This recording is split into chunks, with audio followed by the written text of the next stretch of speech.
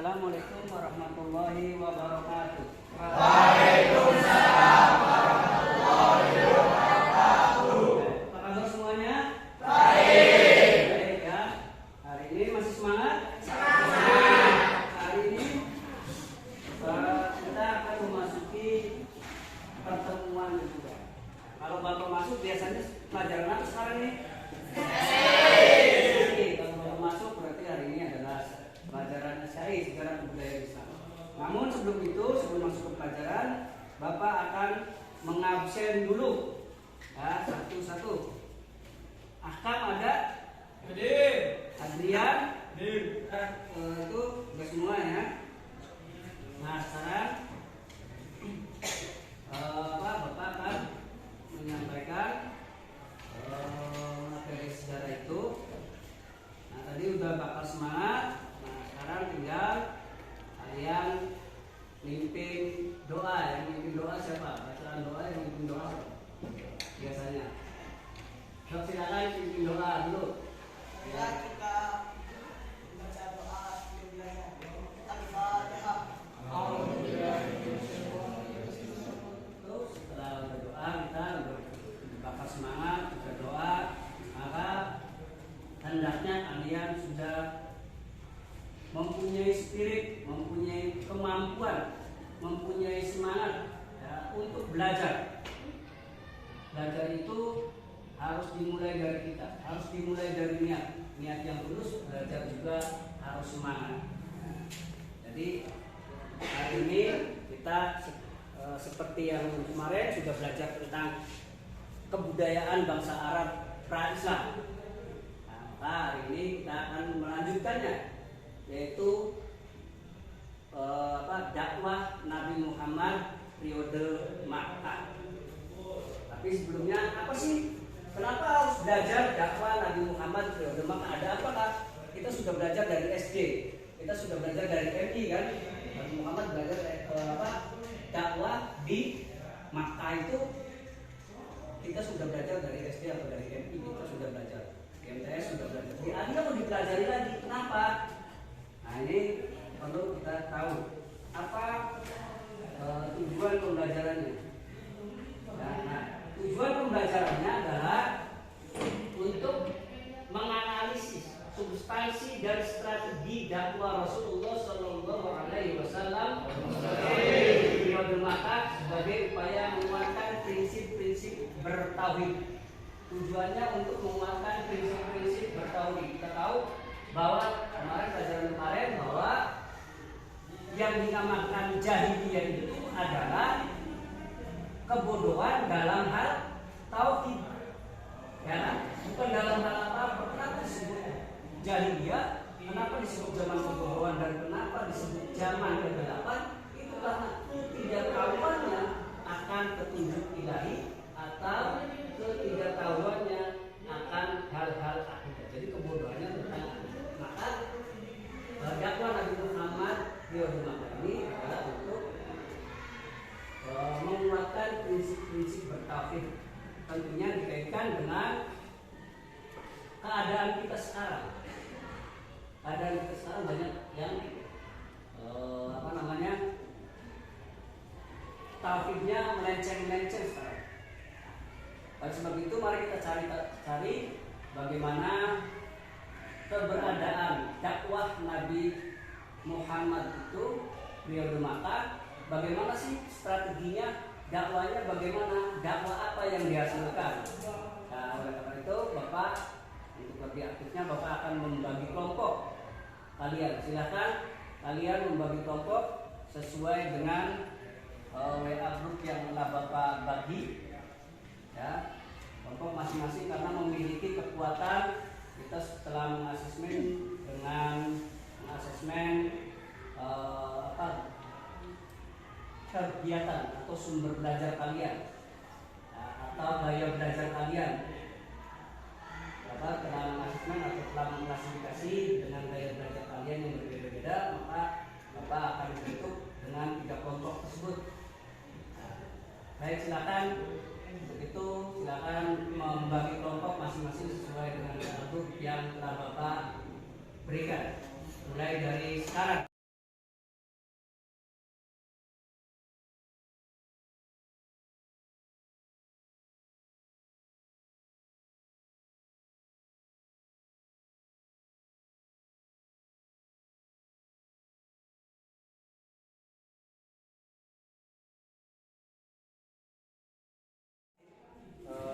untuk pembahasan kali ini kita sudah tahu di substansi dakwah Nabi Muhammad itu kayak apa di Makkah.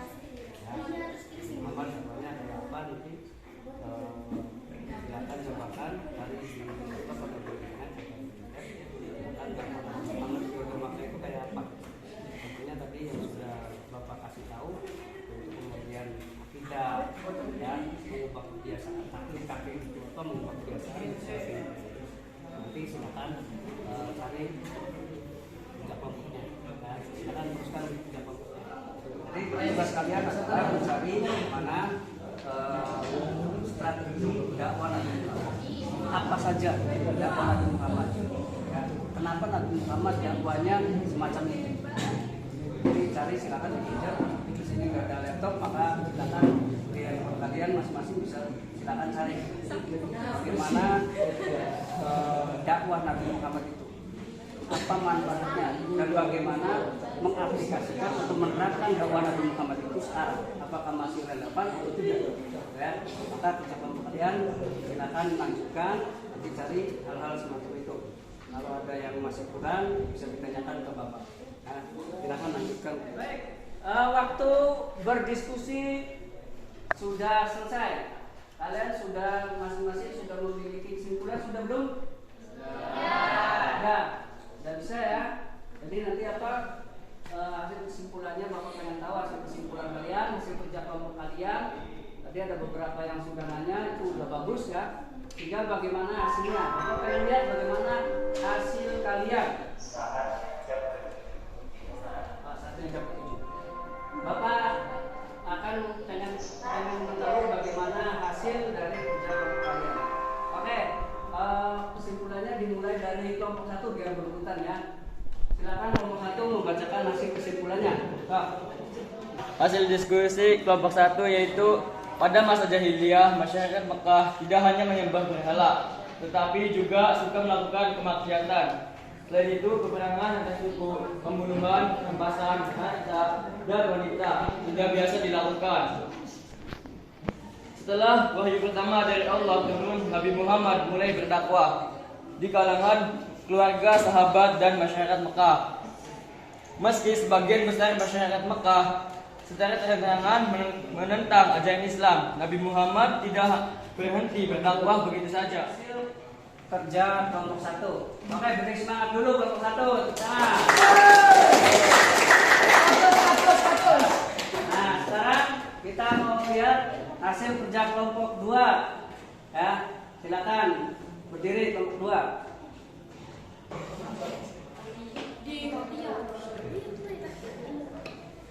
Adapun kepada nenek moyang dan meluruskan segala adat kepercayaan dan upacara keagamaan. Nabi Muhammad mengajarkan bahwa satu-satunya yang harus disembah segala adat istiadat, kepercayaan dan upacara keagamaan. Nabi Muhammad mengajarkan bahwa satu-satunya yang harus disembah makhluk adalah Allah. Satu, kelompok 2, kelompok 3 sudah. Sekarang kelompok terakhir ya, kelompok 4. Nanti untuk kelompok 4 kita semangatkan dulu ayo, tangan dulu. Ya. Dan kelompok 4 lebih baik ya. Silakan kelompok 4 bacakan hasil kesimpulannya. Mengajarkan adanya hari kiamat. Nabi Muhammad SAW mengingatkan kepada masyarakat Makkah untuk tidak mengejar hawa nafsu, untuk mengerti akan adanya hari kiamat. Islam mengajarkan bahwa setelah alam dunia. Ya untuk semangatnya tepuk tangan lagi. Baik, kalau itu hasil kelompok 1, kelompok 2, kelompok 3, kelompok 4 sudah memaparkan dengan baik, dengan bagus ya. Tadi hasilnya, kesimpulannya bagaimana? Nah, silakan hasilnya Bapak pengen tahu nanti buat kerja selanjutnya kita diskusi selanjutnya. Maka hasil kelompoknya tolong dikumpulkan dulu di meja Bapak. Silakan kumpulkan dulu.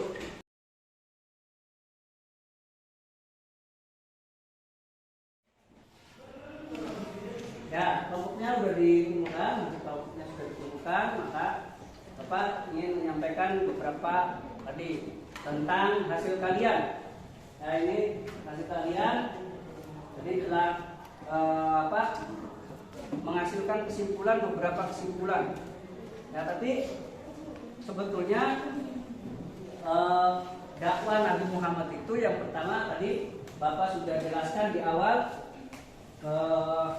mengenai pertama ini adalah pemurnian akidah tadi. Ya, nomor satu pemurnian akidah, bagaimana akidah di awal, ya, karena pada masa jahiliyah dakwah di Makkah itu adalah dengan pertujuan pertama adalah untuk memurnikan akidah.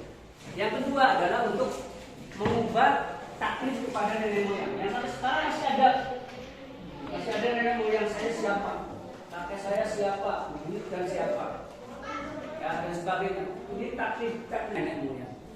Yang ketiga adalah kemuliaan akhlak. Akhlaknya, moralnya orang lain. Ya, kita lagi krisis moralitas.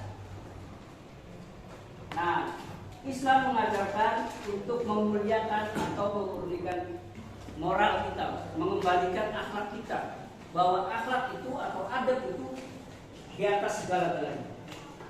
Di atas ilmu, di atas pandai kita pasti masih ada akhlak. Nah, ini yang diajarkan Nabi Muhammad SAW periode Makkah yang pertama. Yang kemudian yang keempat adalah menegakkan keadilan dan persamaan hak asasi manusia.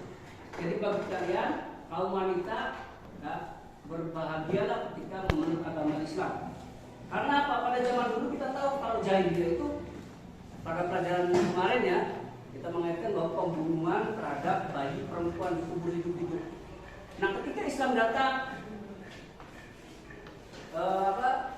moralitas dan emansipasi wanita itu sangat ditegakkan. Persamaan hak, persamaan derajat antara laki-laki dan wanita itu mulai dibangkitkan, mulai dikembangkan ketika Islam datang. Ya, ketika Nabi Muhammad berdakwah awalnya semacam itu. Yang terakhir adalah mengajarkan adanya hari kiamat. Ya, jadi bagaimana akan ada hari pembalasan supaya kita hidup di dunia ini lebih damai, lebih ada tujuan. Tujuannya kita apa? Ke sana. Maka Nabi Muhammad mengajarkan bahwa hidup itu tidak hanya di dunia, tapi nanti akan ada pembalasan di hari kiamat. Nah, baik itu ya kesimpulannya. Itu saja, nanti silakan PR-nya kalian adalah silakan nanti di rumah cari di Google atau cari di media sosial kalian atau cari di makalah-makalah ya, atau jurnal-jurnal ilmiah yang kalian dapatkan tentang metode atau strategi dakwah Nabi Muhammad periode Makkah dan nanti disusul dengan periode Madinah. Juga silakan cari di sosial media kalian. Baik, itu selanjutnya kita akan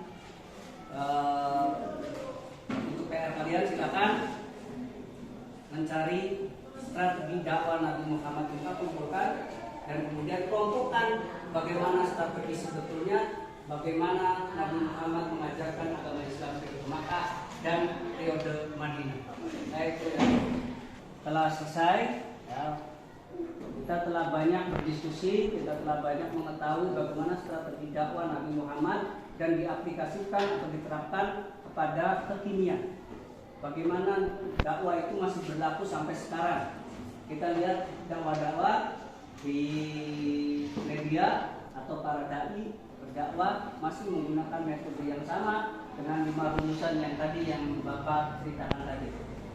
Terima kasih. Oleh sebab itu, pelajaran mari kita tutup dengan pembacaan doa. Silakan ketua kelas untuk membacakan doa, untuk memimpin pembacaan doanya. Silakan. Marilah kita membaca doa bersama-sama. Baca doa dimulai. Bismillahirrahmanirrahim. Subhanallahumma wa bihamdika asyhadu an la ilaha illa anta astaghfiruka wa atubu ilaik. Baik, terima kasih. Hari ini telah menyelesaikan pelajaran pelajaran dengan baik, ya. Jadi nanti hasil dari hari ini, ya, hasil kerja kelompok kalian nanti praktekkan di rumah dan ingat kerjakan nanti PR-nya, ya, cari bagaimana metode dakwah Rasulullah baik di periode Makkah maupun periode Madinah untuk kita lanjutkan ke pelajaran dan pertemuan kita. Ya, baik itu saja, terima kasih semua. Itu saja dari Bapak. Kita akhiri. Wassalamualaikum warahmatullahi wabarakatuh. Waalaikumsalam.